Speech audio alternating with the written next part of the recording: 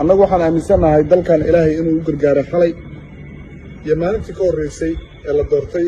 guddoomiye cabdi xaashi waxaana rajaynaynaa guushaas ilaahay waddadeedana saaray inay si qurux badan ku sii dhammaan doonto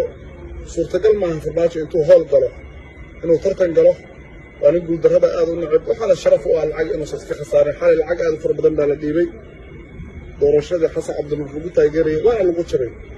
dadku markan qadiyadooda iyo damiirkooda codeynaya lacag wax qiimaa markan ay leedahay ama qadar ha laga keeno ama dal kale ha laga keeno maanta ma jirto waxaa odaga sharaf u ah dhaqaalaha uu haysto ama business ha ku samaysto ama wax kale ha ku samaysto inuusan lacag iska khasaarin kana uu isku soo dhammaatay 5 sano oo wuxuu soo maray khasaare iyo faa'iido run iyo been wax walba ay u shaqeeyeen waxaa fiican si sharaf la tan inuu isaga haro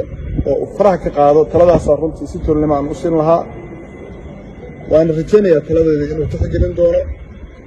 bahashan waa socotay in ku filan hadday sharaf lahayd iyo hadday qiimo lahayd maantay shaqada ugu badan madaxweynaha ku xasuusan doona waxaa weeye 16 laga soo doortay gobolka Gedo in aysan doorashada ka qayb gelin